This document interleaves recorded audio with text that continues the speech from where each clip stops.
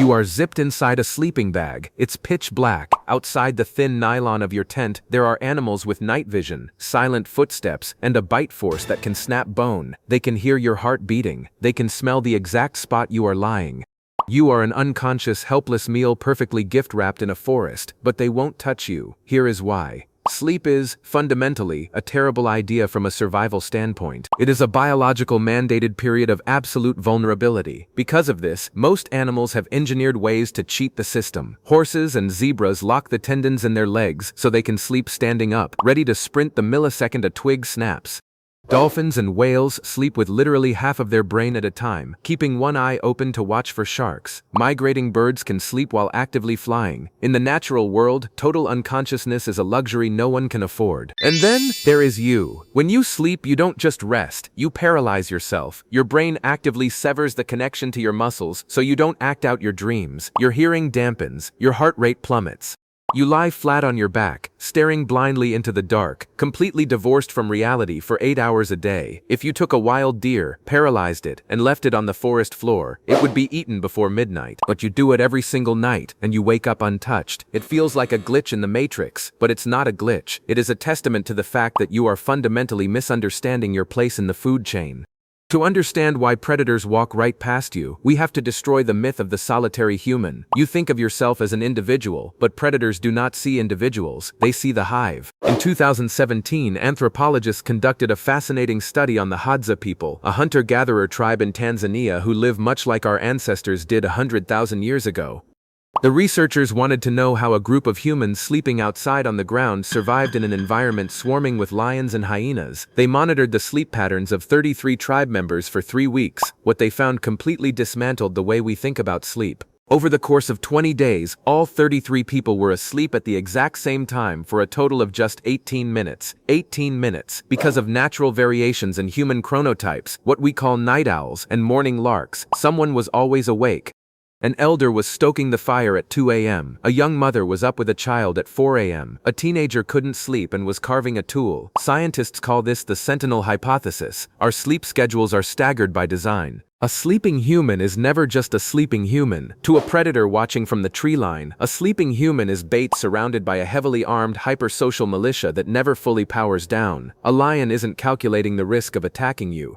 It is calculating the risk of dealing with the 20 waking apes that will inevitably hunt it down the next morning. But let's say you are alone. You are solo camping. The predator doesn't know about the tribe. Why don't they attack then? Here is where the story gets genuinely dark. We like to imagine ancient humans as weak underdogs, hiding in caves, trembling at the sounds of the night. We picture the saber-toothed cat as the king, and the caveman as the prey. That narrative is completely historically backward.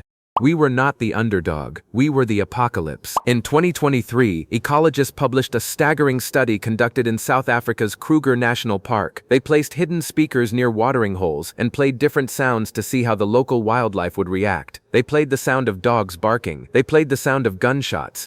They played the roaring of adult lions, the undisputed apex predators of the savannah, and finally, they played the sound of normal conversational human voices. When the animals heard the lions, they were cautious, some moved away slowly, but when they heard the human voices, just people talking calmly, the ecosystem panicked. Leopards dropped their food and bolted. Rhinos, elephants, hyenas, and wild dogs fled in absolute terror.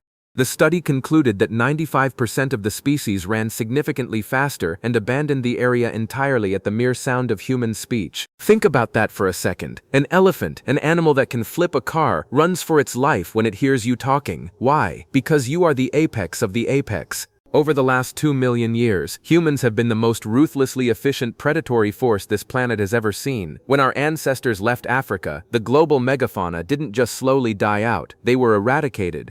Giant ground sloths, woolly rhinos, cave bears, the American cheetah, they all vanished shortly after bipedal apes showed up with sharp sticks and organized tactics. We didn't just survive alongside the monsters of the ancient world, we systematically dismantled them, and we did it in a way that is profoundly terrifying. Humans are persistence hunters. A cheetah sprints for 30 seconds and has to stop or its brain will literally boil. A wolf hunts in short, explosive bursts, but a human sweats. We regulate our body temperature through our skin, which means we never have to stop running.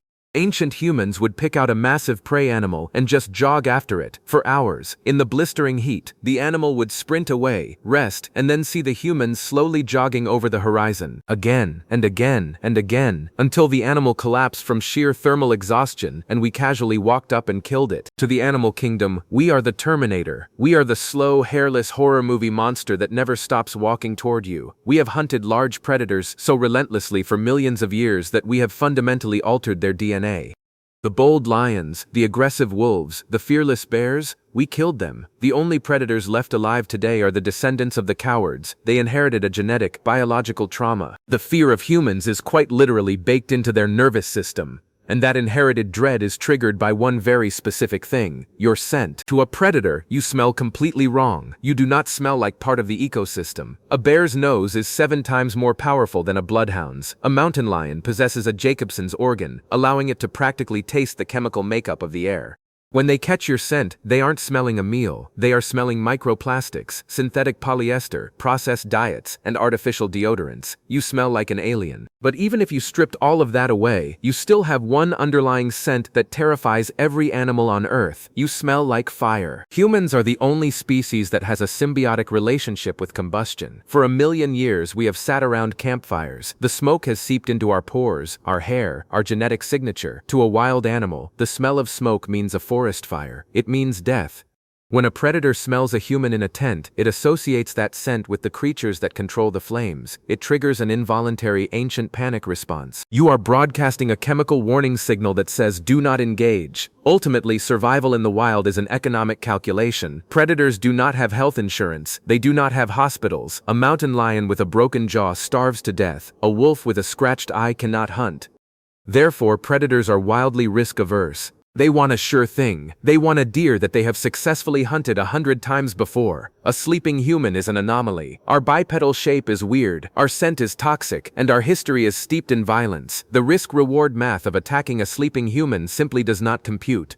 The potential calories are never worth the risk of what happens when the ape wakes up. So, the next time you wake up in your bed, look around your room. You feel safe because of the drywall, the locked doors, the security cameras, and the neighborhood grid. You think civilization is what protects you from the wild. You think the walls are keeping the monsters out. But that is an illusion. If your house disappeared tonight, and you were left lying on the dirt under the naked stars, the creatures in the dark would still leave you alone, because your safety was not built by brick and mortar. It was built by blood, by fire, and by the absolute lingering terror your ancestors inflicted on the natural world. The monsters aren't hiding under your bed. They are out there in the woods, and they are hiding from you, because out there in the dark, you are the monster.